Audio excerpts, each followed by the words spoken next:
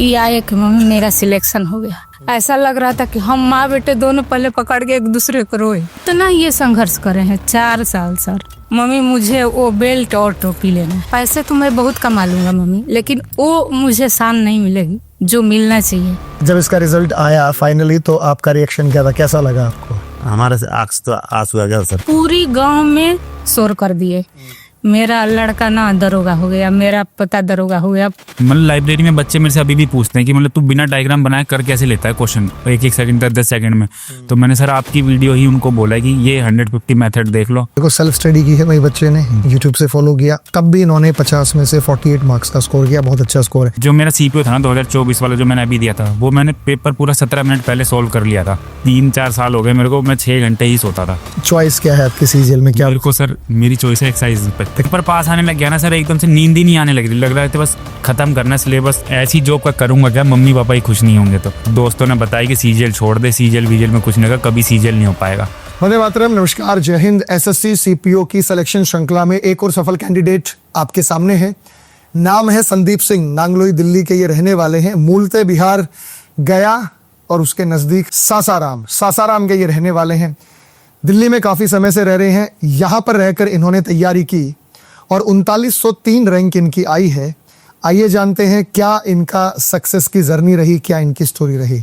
सबसे पहले आपका बहुत बहुत स्वागत सर, और हमें बड़ा अच्छा लगा कि आप बच्चे के साथ आए हैं। तो मैं आपसे ही शुरुआत करता हूं। बच्चे के बारे में एक बार ये बताओ कि कितना आपको लगता था कि ये मेहनती है, या आपको लगता था कि ये सरकारी नौकरी निकाल देगा, या कुछ आपके मन में कोई बात रही होगी?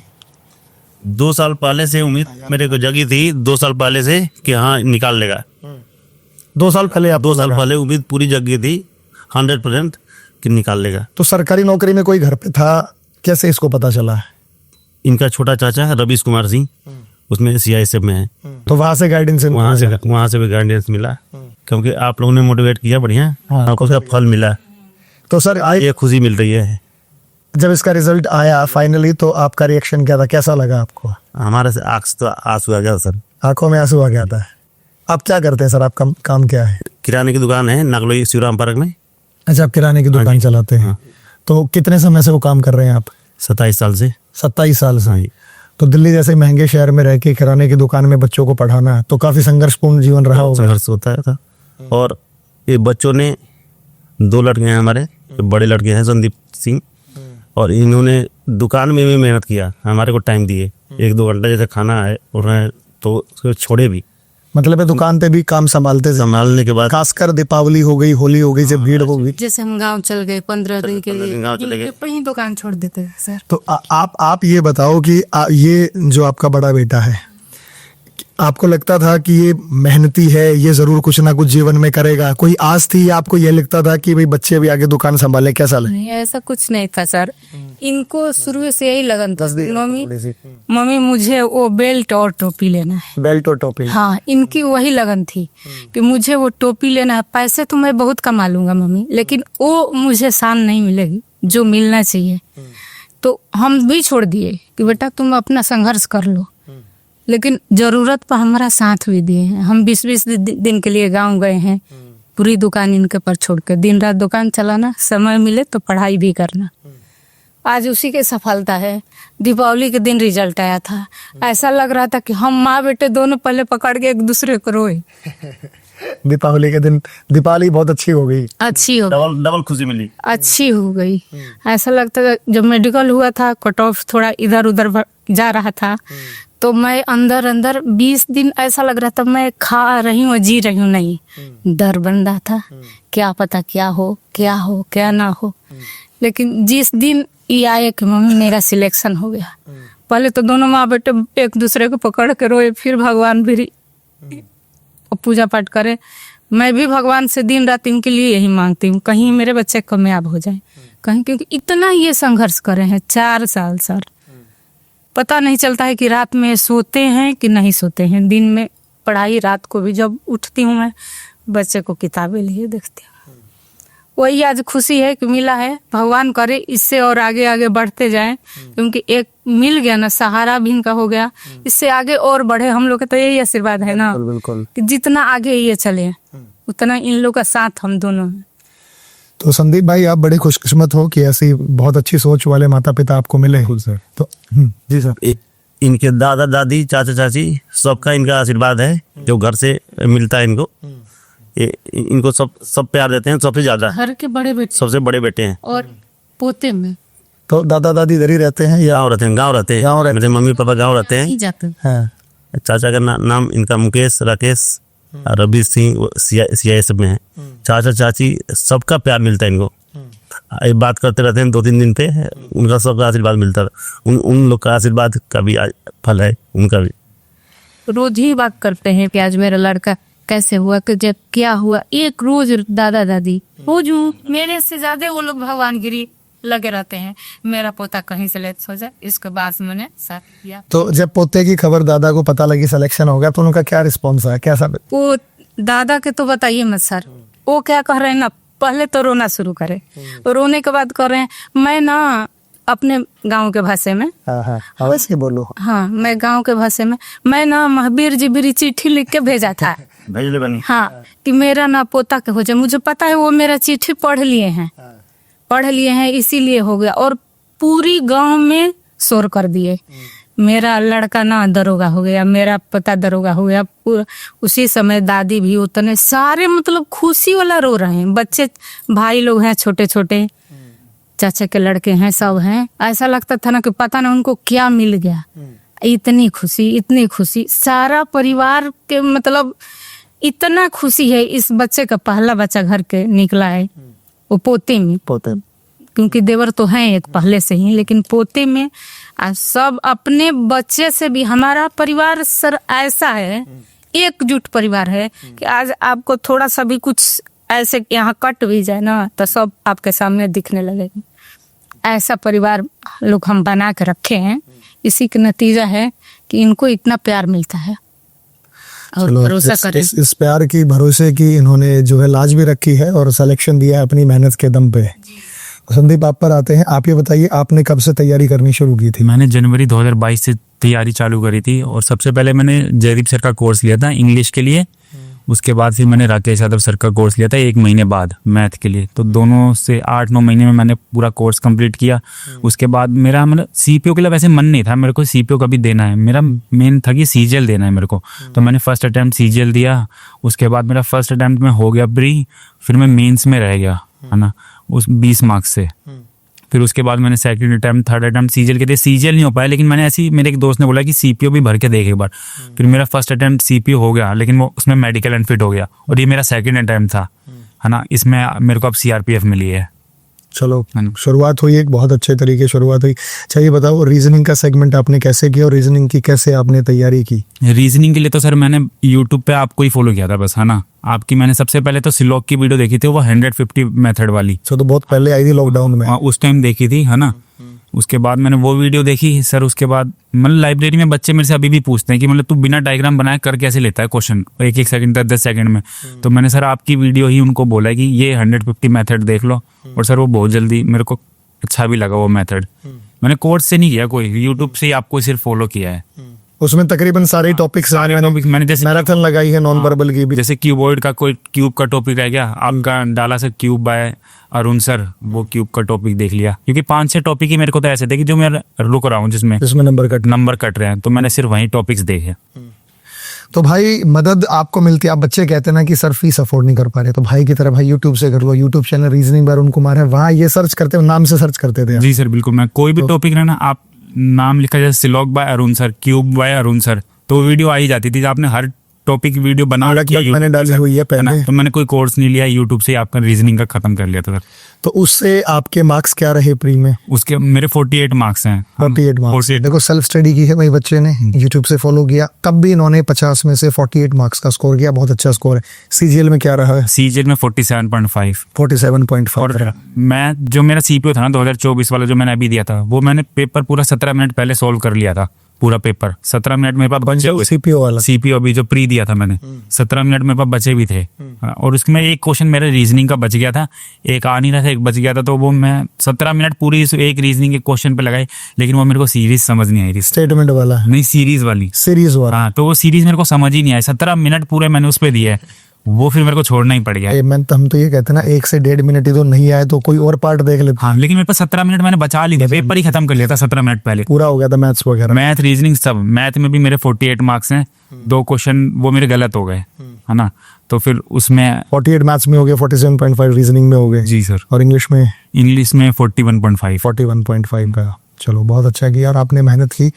तो आप मतलब अमूमन कितने घंटे पढ़ते थे दिन में? कोई आपने टारगेट सेट करते थे पहले दिन या जब समय मिला तब आप पढ़ते थे? मेरा सर, जब मैं कोर्स करता था ना, जब मैंने कोर्स स्टार्टिंग करा था, जैसे जयदीप सर का और मैथ का लिया था राकेश यादव सर से, सुबह 8 बजे बैठता था, रात 9 बजे तक पढ़ता रहता था। और जब मेरी नींद खुल गई 3 बजे 4 बजे, है ना, मैं आपकी वीड फिर रीजनिंग देख रहा था मैं खाली टाइम में, कि रीजनिंग तो मैं जल्दी निपटा लूंगा, तो खाली टाइम में 3-3 बजे रात में भी मैं पढ़ा हूँ सर, है ना। और फिर मैंने जब लाइब्रेरी ज्वाइन कर ली, सुबह 8 बजे जाना, फिर दोपहर में 2 बजे खाना खाने आना, फिर रात में सीधा 11 बजे आना, है ना। मेरा बस यही, फिर सो गए, फिर सुबह 8 बजे से वही शेड्यूल फॉलो करना। तो कितने घंटे की नींद हो जाती थी वही? मैं 6 घंटे की लेपता था बस सर। 3-4 साल हो गए मेरे को, मैं 6 घंटे ही सोता था। और ना मैं आज तक कभी दोस्तों के पास गया, ना आज तक एक सिंगल जगह 3 साल में घूमने गया हूँ, सिर्फ पढ़ाई। तो यही कंसिस्टेंसी भाई कि आप लोग, होता क्या कि कहीं ब्याह शादी का निमंत्रण आ जाए, निमंत्रण आएगा दूसरे का, आप उसके साथ पहुंच जाते हैं, आप अपना भी समय खराब कर रहे हैं।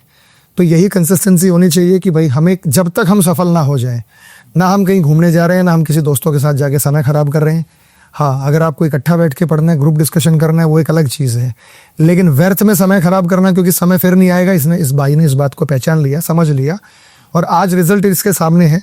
और संदीप, हमारी तो शुभकामनाएं ये हैं कि आप इसी तरीके से मेहनत करते रहे तो ज़रूर CGL में भी आप रैंक 1 लेकर आएंगे। बिल्कुल। हमारे अंदर से फीलिंग आती है कि आप भी टॉपर बन के आएंगे। और यही इंटरव्यू हम उस समय चलाएंगे कि भाई बच्चे ने मेहनत की और अब देखो दोबारा 6-8 महीने बाद, साल भर बाद दोबारा एक बहुत अच्छी रैंक लेकर आए। बिल्कुल सर, रैंक के साथ ही आऊंगा अगली बार मैं CGL में। रैंक के साथ आए? बिल्कुल सर। चलो, हमें भी आपके रैंक का इंतजार रहेगा जब आप। अच्छा, चॉइस क्या है आपकी CGL में? क्या मेरे को सर, मेरी चॉइस है एक्साइज इंस्पेक्टर। एक्साइज दिल्ली में आपको बनना है? दिल्ली के अंदर? दिल्ली। ठीक है, तो उसके लिए आपकी मेहनत कंटिन्यू होनी चाहिए। बिल्कुल। जब आप टॉप में आएंगे तो ऑटोमेटिकली आपको वो मिल ही जाएगा। जी सर, बिल्कुल। ठीक है, अभी तो क्योंकि आपका समय ये है कि जो गलतियां आपने की हैं उन गलतियों से सीखने का समय है। मैंने सिर्फ बस गलती एक करी थी कि मैं GS नहीं पढ़ता था सर। 1-2 साल तक मैंने GS नहीं पढ़ी, इस वजह से मैंने गलती देखी अपनी, मैं GS में रह जा रहा हूँ। अब मैंने GS को भी थोड़ा इम्प्रूव करा है, अब मेंस में मैं अच्छा मार्क्स करके एक्साइज इंस्पेक्टर लेके दोबारा आऊँगा सर आपसे मिलने। चलो, दोबारा आएंगे भाई। और हमें तो नाम दिल पे चढ़ गया है संदीप, और रहने वाले यहीं के हैं, पड़ोसी में ही हमारे जो नांगलोई रहते हैं। तो सर, आपने जो गांव से आए 27 साल पहले, कोई लक्ष्य लेकर आए थे बच्चों को पढ़ाना है या किस वजह से आए थे? पढ़ाना था। अच्छा, बच्चों को पढ़ाने के लिए आप दिल्ली आए थे? हाँ जी, दोनों काम। जब आए थे सर तो हमारे बच्चे नहीं थे, हमारे शादी हुआ था 4 साल हो गया। मैं गांव में रहती थी, ये यहाँ के छोटा सा दुकान की, बिल्कुल ही छोटा। अच्छा, परचून की दुकान? हाँ, बिल्कुल ही छोटा, जो अपना पेट पल ले वैसा ही दुकान किए थे सर। और उस दुकान से अपना हम दोनों ने मेहनत की है, मेहनत कर करके हमारे फिर इसके बाद 2001-2 में इनका जन्म हुआ। हम तो आगे 99 में ही से 98 में ही दुकान कर रहे थे, 2001 में। इसके बाद पढ़ाना शुरू किया धीरे धीरे, तब अपना कोशिश करने लगे, हम भी अपना सपना संजोगने लगे कि क्या पता हमारे बच्चे भी आगे चल जाए। इनको लगा था कि मुझे सरकारी नौकरी चाहिए, छोटा वाला तो लगता है कि मुझे नेट की तैयारी करनी है। हम अभी भी मेहनत करते हैं सर दुकान में, हम दोनों ही मेहनत करते हैं। आज 26 साल 25 साल में अब एक लड़का रखे हैं। इतना दिन से हम खुद ही 20 साल आप खुद ही संभाले दुकान? खुद ही संभाले, 2 साल से ही लड़के रखे हैं। मैं खुद, जब इनको कहीं जाना था मैं दुकान संभाल लेती थी, नहीं तो फिर मैं रोटी बनाती थी, अपने दुकान संभालते थे। लेकिन हम दोनों ही साथ में बच्चे भी करवाए हैं। वही जब गांव, साल में 1-2 बार गांव जाना ही है, शादी है, ब्याह है, परिवार है तो जाना है, इन पर छोड़ देते। ये लोग का गांव जाना बहुत कम हो गया था, क्योंकि हम चल जाएंगे बेटा तो दुकान बंद हो जाएगा, तुम लोग चल जाओगे, फिर हम आएंगे तो खाएंगे क्या? तो इसकी वजह से इन लोग का दुकान चलाना पड़ता था। लेकिन संघर्ष कर रहे हैं, बहुत ज्यादा संघर्ष। 15-16 साल किराया पर आए हैं। इसके बाद थोड़ा अपना शुरू कर दिए कि कुछ तो ले, उसी में बचा गए। आज 50 गज की मकान है, ऊपर रहते हैं, नीचे एक ही नीचे आपकी दुकान। हाँ। दुकान भी बड़ी हो गई होगा? हाँ, बढ़िया, सब आप लोग की अब आशीर्वाद हो गई है उस दुकान से। हाँ, क्योंकि बहुत छोटे उम्र से हम संघर्ष कर रहे हैं। हम अपना शौक मार के और संघर्ष करना शुरू कर दिए इन लोगों के लिए। तो संदीप बड़े भाग्यशाली हो भाई, आपके माँ बाप ने इतनी मेहनत की है। और देखो यही चीज़ें मोटिवेशनल है। आप में से बहुत सारे बच्चे ऐसे होंगे जो बिहार से होंगे, पूर्वांचल से होंगे, उत्तर प्रदेश से होंगे, और कोई भी बच्चा सरकारी नौकरी की तैयारी वही करता है जिसके पास अभाव है, जिसके पास सब चीज़ की मौज है। वो तैयारी क्यों करेगा सरकारी नौकरी की? वो आगे अपना बिजनेस देखेगा। सरकारी नौकरी के लिए बच्चा ही वही आता है जिसने संघर्ष देखा है, जिसने गरीबी देखी है, जिसने मेहनत देखी है, वही बच्चा है। और वही बच्चा आप देख रहे हैं कि एक सक्सेसफुल कैंडिडेट के रूप में आप लोगों के सामने है। तो संदीप अब ये बताओ, आप लोगों ने नोट्स बनाए, रीजनिंग के कोई नोट्स भी बनाते थे आप, या वीडियो से ही आपको कवर अप हो जाए? रीजनिंग के तो सर मैंने जैसे 5-6 टॉपिक देखे थे, उसके नोट्स बनाए है ना, उनको बार बार रिवीजन करके बस पेपर में फिर मैंने प्रैक्टिस करी है सर। आपकी जब पीडीएफ आती थी ना, तो मैंने वो टेलीग्राम से पीडीएफ कुछ डाउनलोड करके फिर वो प्रैक्टिस करता था बस। नोट्स तो मैंने 5-6 टॉपिक के बनाया, और मैं मोस्टली मैंने रीजनिंग के टेस्ट ज़्यादा दिए हैं सर, है ना। इस वजह से मैं रीजनिंग पे जैसे मेरे को 20-25 मिनट पहले लगती थी, फिर मुझे लगा मैं गलती क्या कर रहा हूँ। फिर मैंने कुछ वीडियोस देखी कि ये टॉपिक छूट रहे, सिलोग ये सब मैंने आपसे पढ़ा। अब मैं सर रीजनिंग 10-11 मिनट में पूरी कर लेता हूँ सर। 10-11 मिनट में पूरी कर लेता हूँ सर रीजनिंग। तो देखो 25 क्वेश्चन को 10 मिनट के अंदर पूरा कर लेना, यही होता है कि आपकी प्रैक्टिस है और कॉन्सेप्ट की क्लैरिटी है। और अब ये बताओ कि जैसे एडीक्यूटी का पैटर्न आया तो आपको कुछ अलग से पढ़ने की जरूरत पड़ी या उसी से कवर हो गया? सर मेरा तो उसी से सब कुछ कवर हो गया। फिर जब सर मैंने बस वो स्टेटमेंट वाले क्वेश्चन आए थे ना, तो मैंने आपकी वीडियो देखी थी एक और एडीक्यूटी पैटर्न से पहले यूट्यूब पे देख के, फिर वो मैं गया था, तो उसी से मेरा सब कुछ कवर हो गया था। और अभी भी मैं सर सीजल देखे आऊँ ना, मैंने 30 मिनट में मैथ रीजनिंग दोनों कर ली थी, है ना। तो उसके बाद मेरे पास अभी भी सीजल में भी मेरे पास 7 मिनट बचे हुए थे, मैंने बचा ली थी। इतनी स्पीड मैंने बना ली थी प्रैक्टिस कर करके। तो ये जो स्पीड बनी, ये प्रैक्टिस करने से बनी? प्रैक्टिस से और मॉक देने से। कितने मॉक लगे? सीजीएल के तो सर कम से कम 150 प्लस मॉक लगा रखे हैं, और सीपीओ के भी 150 प्लस मॉक लगा रखे हैं प्री के, है ना। जब मेरी ज़्यादा इससे आगे स्पीड बनी अब, तो 150 मॉक लगाने के बाद आपको प्रैक्टिस आ जाती है, स्पीड बन जाती है। और जो बच्चे पूछते हैं कि सर टाइम मैनेजमेंट कैसे होता है पेपर में, तो भाई ऐसे होता है। जब आपकी प्रैक्टिस होगी, जब आप स्पीड से क्वेश्चंस को सॉल्व करेंगे, आपकी कैलकुलेशन फास्ट होगी, आपको स्क्वायर याद होंगे, क्यूब याद होंगे, टेबल्स याद होंगे, वर्बली आप कैलकुलेशन करेंगे, तो आपका समय बचेगा। जैसे आधे घंटे में मैथ्स और रीजनिंग दोनों आपने निपटा दिए थे। बिल्कुल साहब। तो जो आपका ये लाइब्रेरी का शेड्यूल था, कभी लाइब्रेरी में भी आप गए हो या घर पे ही तैयारी कर लिया? मैंने सर कोर्स तो अपना घर पे करा है पूरा, 8-9 महीने मेरे को कोर्स में लगे थे, है ना। उसके बाद मैंने लाइब्रेरी ज्वाइन करी कि सीजल का पेपर आ गया था, फिर मैंने लाइब्रेरी ज्वाइन करी। सुबह 8 बजे जाना, फिर रात में 11 बजे आना, फिर थोड़ी देर घर वालों से बात। सुबह 8 से रात 11 बजे खाना बीच में खाने 2 बजे आता था, आधे घंटे के लिए, वो भी खाना खाया, बर्तन। दिन में सोते कभी? हाँ, दिन में कब मैं सोता ही नहीं सर, कभी नहीं सोता। शुरू में थोड़ी नींद आती थी, फिर धीरे धीरे मैंने नींद भी दोपहर में बंद कर दी, है ना। सुबह नींद पे कैसे काबू किया? सर अपना होने लगा, पेपर पास आने लग गया ना सर, एकदम से नींद ही नहीं आने लग रही। लग रहा था बस खत्म करना, सिलेबस खत्म हो गया, अब रिवीजन खत्म करनी है ना। नींद अपने आप उड़ गई सर मेरी, है ना। और दोपहर में भी 2 बजे खाना खाने आता था, खाना खाया, बर्तन धोए खुद ही अपने, है ना। सीधा लाइब्रेरी, बैठना भी नहीं। मम्मी पापा बोलते थे थोड़ी देर 10 मिनट लेट जा सर, मुझे पता है लेटूंगा फिर नींद आने लगेगी। सीधा लाइब्रेरी पहुंचा, अपने आप शेड्यूल बन जाता। लाइब्रेरी में बैठने के बाद अपना माहौल बन जाता है सर पढ़ने का, है ना। उसके बाद पढ़ते रहते थे, फिर रात में सीधा 11 बजे आना। तो लाइब्रेरी बहुत सारे बच्चे होंगे जो हमारी ऐप से पढ़ रहे होंगे। बहुत है सर, और मैंने उनको बताया भी है ना, कि रीजनिंग करनी है तो अरुण सर से कर लो। कि सिलोग मेरे से मोस्टली ना बच्चों ने सिलोग देखा है मैंने सर, डायग्राम बना के करते हैं, उसके बाद भी रॉन्ग कर देते थे। फिर मैंने उनको 150 मेथड बताया, वो आज मेरे को बोलते हैं भाई तूने सही सर बताया अरुण सर, है ना। उनसे रीजनिंग हमारी इंप्रूव हो गई। माता जी आप ये बताओ कि जब ये इतनी मेहनत करता था, आप कहते थे घर में सो जाओ, नहीं सोता था, तो कभी डांटते भी थे इसको कि इतनी मेहनत नहीं करनी चाहिए, थोड़ा रेस्ट भी करना चाहिए? बहुत डांटे थे कि बेटा थोड़ा सा आराम करो। जब रात में मैं देखती थी कि किसी दिन धीरे धीरे जीने से मैं उतरती थी कि ये लोग सो रहे हैं, दोनों भाई की जगह हैं, तो दोनों भाई अपना अपना टेबल लेके पढ़ने में लगे हैं। तो मुझे दुख होता था उस समय कि मेरे बच्चे ऊपर जाके अपने आप में सोचती थी कि सोते कब हैं, सुबह तो उठ ही जाएंगे, उठेंगे, नहाएंगे, धोएंगे, भगवान के 1 लोटा जल देंगे, उनके शरण में जाएंगे, फिर अपना पढ़ाई पे लग जाएंगे। तो अंदर से दुख होता था। मैं भगवान से कहती कि इनको कुछ तो रास्ता दिखाइए, इतना मेहनत कर रहे हैं, आप कब सफल होंगे, कब सफल होंगे।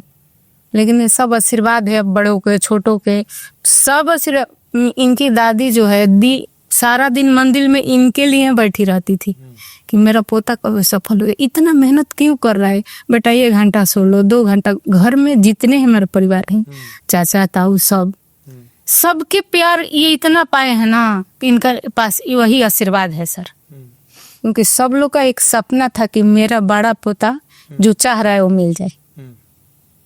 आज भी फोन करते हैं तो ऐसे और आगे बढ़ो बेटा, और बढ़ो, या ऐसे तैयारी करो, वैसे तैयारी करो, सब घर वाले। गाँव जाएंगे अभी यहाँ पर सबको मैं बोली हूँ कि ज्वाइनिंग करने से पहले जाओ, दादी बाबा के, चाचा चाची जो भी हैं सबका आशीर्वाद लो, तब घर जाना है। खेती बाड़ी अपनी। अच्छा, जब स्कूल में थे ये 10वीं 9वीं 11वीं 12वीं में, तब भी इतनी मेहनत करते थे या बाद में इनको लगन लगी? 9th तक बहुत परेशान करे हैं, बहुत परेशान। बहुत। मैं सपने में भी नहीं सोची थी ना कि ये बोर्ड भी निकालेंगे। 9th तो शिकायत मिली थी। 9th तक ना मैं स्कूल में जाती थी तो इनका शिकायतें मिलता था कि पढ़ता नहीं है। जैसे नंबर 10 में 5 आ जाना, 4 आ जाना, 3 आ जाना, मुझे थोड़ा ऐसा अंदर से कर रही थी कि मैं इतना दूर लेके आई हूँ, इतना संघर्ष कर रही हूँ, नहीं पढ़ेंगे तो आदमी कहेगा कि नहीं पढ़ा है, बच्चों को सफल नहीं कर पाई है सब दोनों अगर जीवन। लेकिन 9th 10वीं के पेपर दिए हैं और पता नहीं इनके ऊपर क्या नशा सवार हो गई है कि मुझे कुछ करके दिखाना है। वही ये बस वही से बदल गए हैं। 10वीं में क्या परसेंटेज रही? 70। हाँ, वहीं से ये अपना रास्ता ही अलग कर दिए हैं कि मुझे कुछ अब करना है। और जब से हम लोग भी अपना खुश हो गए कि अब मेरा लड़का लग रहा है कि कहीं बोलने की जरूरत नहीं पड़ी, फिर हमें बोलने की जरूरत नहीं पड़ी, कुछ नहीं। 9th तक तो हम ऐसा भाई संदीप दिमाग में क्या है, जैसे आपको खुद को इतना चेंज किया एकदम से, क्या कोई इंसिडेंट हुआ या क्या हुआ? सर मैं थोड़ा 10वीं तक दोस्ती यारी में लग गया था, है ना, कि फिर पापा ने डांटा वाटा, फिर मैंने खुद भी समझा कि मतलब उसमें कुछ रखा नहीं है दोस्ती यारी में, थोड़ा इनसे हट के, क्योंकि वो थोड़े दोस्त ठीक नहीं थे, है ना, तो वो उनकी संगति में लग गया था। फिर उनसे संगति छोड़ी। फिर उसके बाद सर मैं 12th के बाद मैं पार्क जाने लग गया था। फिर वहाँ पे दोस्त करते थे आर्मी की तैयारी। फिर मैं बस रनिंग पूरे दिन, 1 साल मैंने रनिंग करी बस कि आर्मी करना। आर्मी घर वालों तो ने मना कर रखा था, आर्मी में जाने ही नहीं देंगे। मैं लड़ झगड़ के रनिंग पे जाता था डेली। फिर पता नहीं कोरोना आया एकदम से, मेरे को लगा यार जब ऐसी जॉब का करूँगा क्या, मम्मी पापा ही खुश नहीं होंगे तो फिर सर मैंने आप तैयारी चालू कर दी कि एकदम से दिमाग खुला गया, तैयारी करते हैं ये रनिंग छोड़ के। फिर मैं पढ़ाई में ही लग गया। आज 4 साल तक ना कहीं जाना नहीं कहीं आना, लाइब्रेरी घर लाइब्रेरी, बस फिर पढ़ते रह गए सर। तो लगन कैसे बनी? लगन मतलब वो लगन भी अपना और बढ़ता है। और मैंने जिस दिन कोर्स लिया ना, पापा से मैंने बोला पापा 2000 रुपये का कोर्स लेना है मुझे, जयदीप सर का और राकेश सर का। सर वो 2000 रुपये मेरे को ऐसे लगने लग गया ना कि इसका कुछ करके ही दिखाना है। उसके बाद मैंने कोई खर्चा नहीं कराया, लाइब्रेरी का खर्चा हुआ बस। उसके बाद मैंने बस पढ़ता रहा सर, पूरे दिन रात बस कोर्स निपटाना है। 8 महीने लाइव क्लास ली, डेली। और सर की बातों से भी, जयदीप सर की बात तो मम्मी बैठ के सुनती थी, क्लास मम्मी देखती थी क्लास, कि उनकी बात कोई बीच में बोलते थे मोटिवेशन, तो मम्मी को अच्छा लगता था सर। फिर मेरा भी मन लगने लगा यार पढ़ाई में ही कुछ है।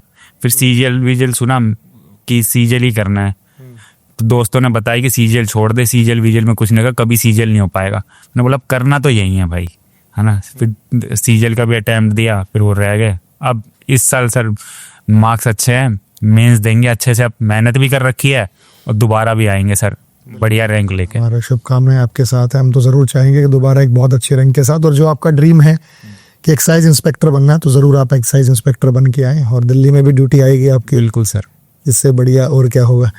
तो सर आप ये बताओ, कभी आपने इनको डांटा, कभी पीटा भी है? हाँ जी, 9 से पहले 9 से पहले दोस्ती छुड़ाने के लिए। हाँ।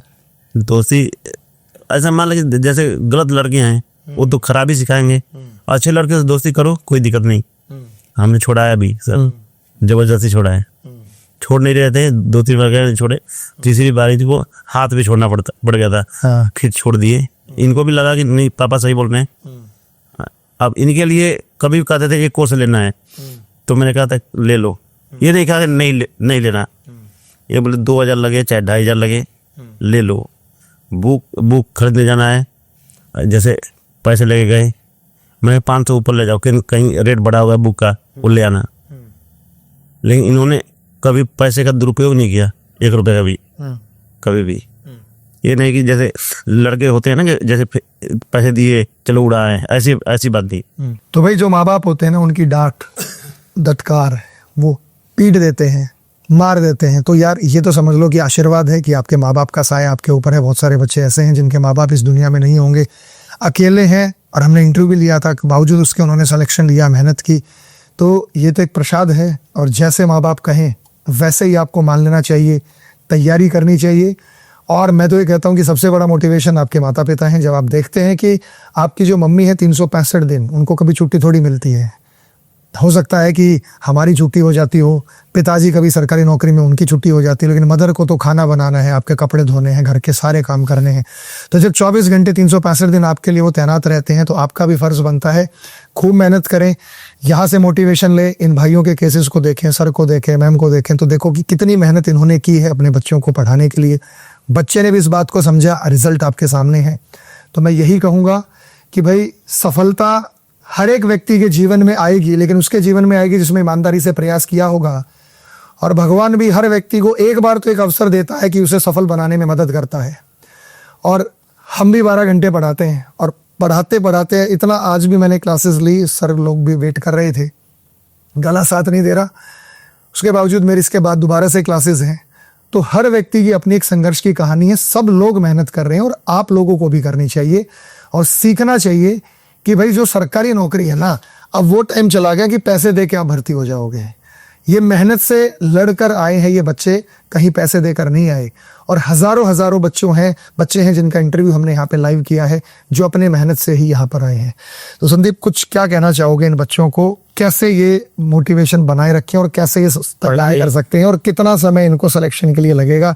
अगर कोई बच्चा ग्रेजुएशन होकर पहली बार तैयारी कर रहा है, कैरियर से कोर्स ले रहा है, तो उनको कितना समय चाहिए? सर टाइम तो लग सकता है, मान लो 1 साल आपको कोर्स में लग गया प्रैक्टिस के साथ, है ना। उसके बाद 6 महीने बाद आपने अगर अपने मन से प्रैक्टिस कर रखे हो, कंसिस्टेंसी है, तो आप 1.5 साल में पेपर निकाल सकते हो। मेरे साथ क्या था सर कि मेरे को कोई बताने वाला नहीं था कि मैं कहाँ से करूँ। कोई घर पे बैठा रहता था, कोई क्वेश्चन आया नहीं समझ, है ना, थोड़ी देर टाइम दिया, आधा घंटा दिया, 1 घंटा दिया।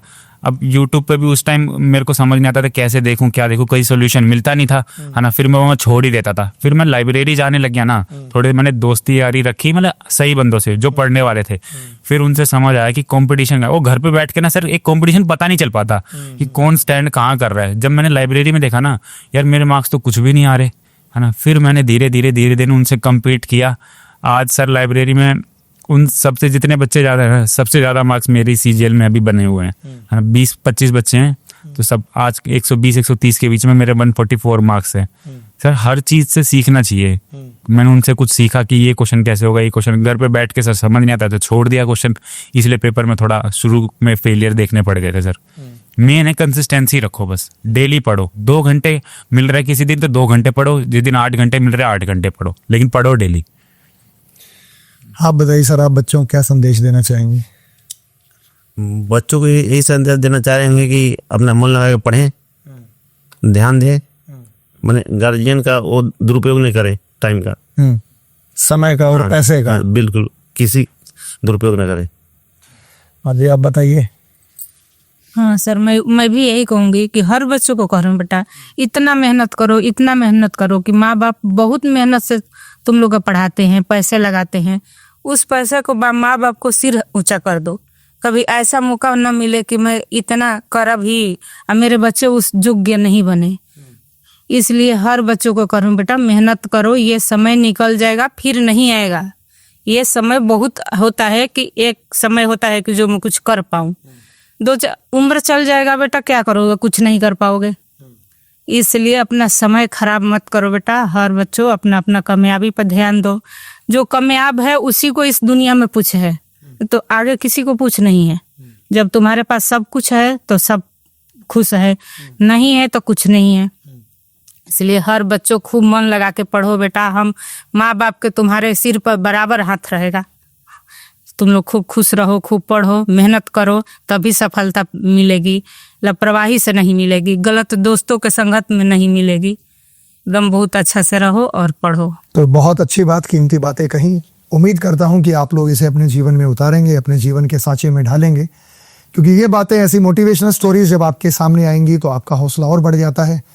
और हमारा इंटरव्यू लेने का मकसद ये है कि अगर आप ऐसी स्टोरी देख के, क्योंकि आपके घर में भी यही कहानी होगी, सेम इसी तरीके से चीज़ें चलती होंगी, अगर यहाँ से 10 बच्चे भी सीख जाते हैं और वो मेहनत की ओर लगन करके मेहनत करने लगते हैं तो हमारा ये इंटरव्यू लेने का मकसद सफल हो जाएगा। बाकी इसी तरीके की मोटिवेशनल स्टोरीज आती रहेंगी, सक्सेसफुल कैंडिडेट्स आते रहेंगे, क्योंकि हम बार बार कहते हैं कि सिलेक्शन मतलब कैरियर विल, और आप लोगों का सिलेक्शन यहीं से होगा बशर्ते आप ईमानदारी से प्रयास करते रहें। आप सभी का बहुत बहुत शुक्रिया सर आने के लिए, बहुत अच्छा लगा आप लोगों के साथ मिलकर। चलिए मिलते हैं नेक्स्ट इंटरव्यू में, तब तक के लिए वंदे मातरम, जय हिंद, जय भारत।